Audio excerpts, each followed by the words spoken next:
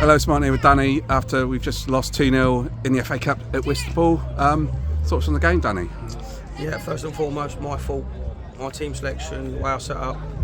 Not one of my players are to blame there at all. That was completely and utterly my fault. Take full responsibility. Took full responsibility of everything. Like I said, we first half puffed, conceded a sloppy goal. Both goals were absolutely, catastrophic. Let's be honest. But no, it was solely squarely. Not one of the single players are going to take the blame for that. That's solely and squarely down on my shoulders and my fault. And I just apologise for the supporters that travelled all this way, the club that put on everything for us to get here and everything like that. Did we serve up a performance that was slightly better than Tuesday night? It was slightly better, but yeah, buck stops with me, blame stops with me, and yeah, I just, like I said, I take that squarely on my shoulders. And yeah, no, today and Tuesday night, nothing to do with my players, not running or anything like that. That's my fault. That being said, mate, I think it was two individual errors that cost us 2 goals. And the first goal was always going to be vital in this game, I thought. Yeah, absolutely. Well, there don't matter what side you or what level you're at, winning's a habit. And winning, like I said, they're on a crest of a wave, and we knew it was going to be difficult. We've done every homework under the sun. We knew exactly what to expect. They probably threw us a little bit, because obviously we've had them watched a couple of times, and fair play. And yeah, there was nothing in it. But then, Curtis goes and misjudges the bounce of the ball. We don't get out quick enough to stop a cross, and we let a centre midfielder run off the back of us and score a header. Whatever level, you can't dress that up. It's just individual mistakes. But like I said, it's down to me. I picked the players. It was my fault. I will take full responsibility again.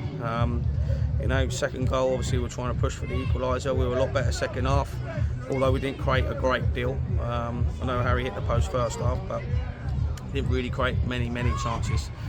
Second half at all. Again, huffed and puffed, everything in front, nothing in behind. Didn't get on the end of crosses, and then he booms a kick, the goalkeeper.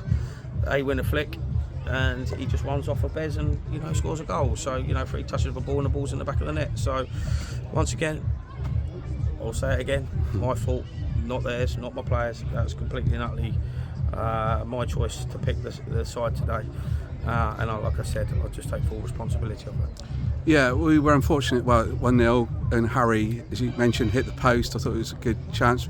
Slight deflection probably took it onto the post as well. So yeah, it looked really like it was going in from here. Yeah. But yeah, it hit the post, and football has a way. If before the Hamwell game, was it 2 defeats in 10, wasn't it? And like I said, then all of a sudden, football gods go against you, because before the Hamwell game, that goes in the top corner, and we got ourselves back on even kills. So yeah, Harry Williams today, I thought he was probably one of the shining lights, really, if out of anything. He's a top player, obviously. He's a goal threat, and yeah, like I said, but really and truthfully, we've let people down today massively. A committee that works so hard, a chairman and chair lady that obviously do absolutely everything for us within their remit, and yeah, we let this football club down. No one else but me, the staff, the players, and like I said, yeah, that's on me.